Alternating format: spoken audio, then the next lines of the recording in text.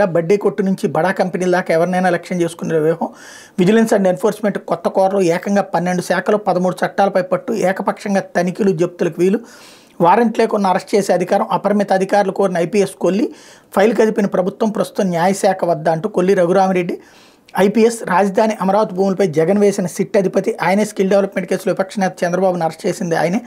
రాష్ట్ర ఔషధ నియంత్రణ విభాగం అధిపతి హోదాలో ఇటీవల టీడీపీ సీనియర్ నేత మాజీ మంత్రి పి నారాయణ నివాసంపై విరుచుకుపడింది ఆయనే. ఇప్పుడు ఆయన విస్తృత అధికారులు కోరి విజిలెన్స్ పేరుతో ఏదో చేయబోతున్నారన్నటువంటి వార్తని రాశారు. లేకపోతే ముగ్గురు ఐఏఎస్లకి ఓపీఎస్ ఇటీవల గుట్టుగా జీవో విడుదల. 10,000 మందికి పైగా ఉద్యోగులపై జగన్ సర్కార్ కాటిని. ఉద్యోగులకు జగన్ సర్కార్ అడుగుడుగా అన్యాయం చేస్తుందని మరోసారి తెలిపింది.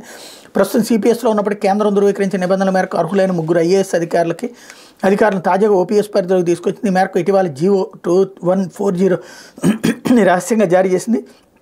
ఈ ఉత్తర్వులతో ఐఏఎస్ అధికారులు రేవు ముత్యాలరాజు, కాటమనేని భాస్కర్, ప్రవీణ్ కుమార్ ఓపీఎస్లోకి రాబోతున్నారు. ముత్యాలరాజు సీఎంఓలో కార్యదర్శిగా పనిచేస్తున్నందుకే ప్రభుత్వం వీరికి అవకాశం ఇచ్చిందని ఉద్యోగులు భావిస్తున్నారు అన్నటువంటి వార్తను హైలైట్ చేశారు. ఇకపోతే రోత ముఠ ఫేక్ రాత అంటూ పదే ఆంధ్రజ్యోతి లోగోతో ఫేక్ వార్తల సృష్టి. నీలి మీడియాకు విశ్వసనీయత లేదని ఒప్పుకున్నట్టే. పవన్కు 4వ బారి అంటూ తప్పుడు కథనం. జెండా సప్పైన వైసీపీ ఫేక్ వీడియోలు అంటూ ఏదైతే అంతా నీచమే, పేటీఎం ఫేక్ బతుకులే. విపక్ష నేతలపై బురజల్లేందుకు తప్పుడు వార్తలను సృష్టించడం, వాటికి ఆంధ్రజ్యోతి, వేటు న్యూస్ వంటి ప్రముఖ మీడియా లోగోలు వాడుకోవడం ఇదే పాడు పద్ధతి.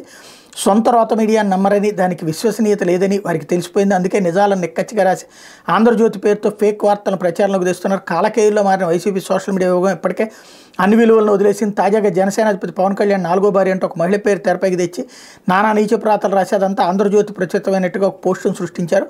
బుధవారం జరిగిన జెండా సభలో సీఎం జగన్పై పవన్ తీవ్రస్థాయిలో వచ్చుపడిన సంగతి తెలిసింది. జగన్ దృష్టిలో నేనంటే 2 విడాకులు 3 పెళ్లిళ్ళు 4వ పెళ్లి అని కూడా అంటున్నారు.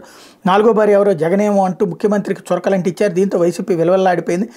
వెంటనే పవన్ కళ్యాణ్ 4వ బారి అంటూ ఒక మహిళ ఫోటోతో తప్పుడు వార్త సృష్టించేది. అది ఆంధ్రజ్యోతిలో ప్రచురితమైన ఫేక్ ప్రచారానికి తెరలేపారు.